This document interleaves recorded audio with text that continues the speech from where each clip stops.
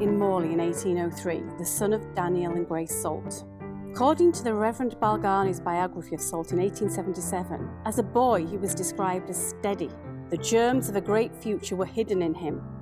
Steadily he jogs along the Doncaster Road every day to school on his donkey, with his sister riding pillion behind. Who would have guessed then that this young boy on a donkey would become one of the country's richest men, go on to build an entire village, build the world's biggest mill, leaving a legacy that many thousands of people enjoy today.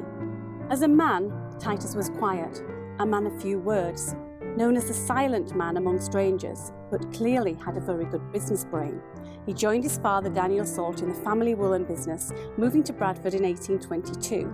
Conditions there, though, for the poor were terrible. It was one of the most polluted cities in the country. Dirty, overcrowded slums, and Bradford Beck was contaminated with all kinds of waste, and that was used for drinking water by the poorest sections of society. Then, in 1848, cholera and typhoid arrived. It was also at this time that there was great social unrest. Bradford was described as being in a state of siege by a local journalist in the Bradford Observer. Salt was the main employer in Bradford at this time and was becoming increasingly worried about the health of his workers. Life expectancy was just 18. So he found this rural site and commissioned architects Lockwood and Mawson to build a village for him.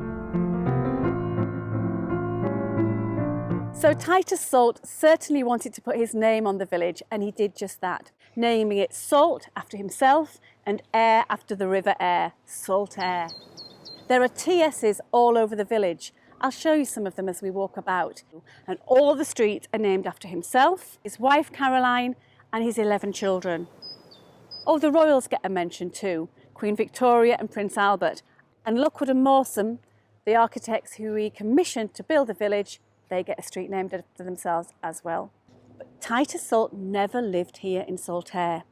He rented a mansion, Crow Nest, in Lightcliffe, about 10 miles away from Anne Lister, she of Gentleman Jack fame. And behind me is the stable block and the carriage house where the horses were kept.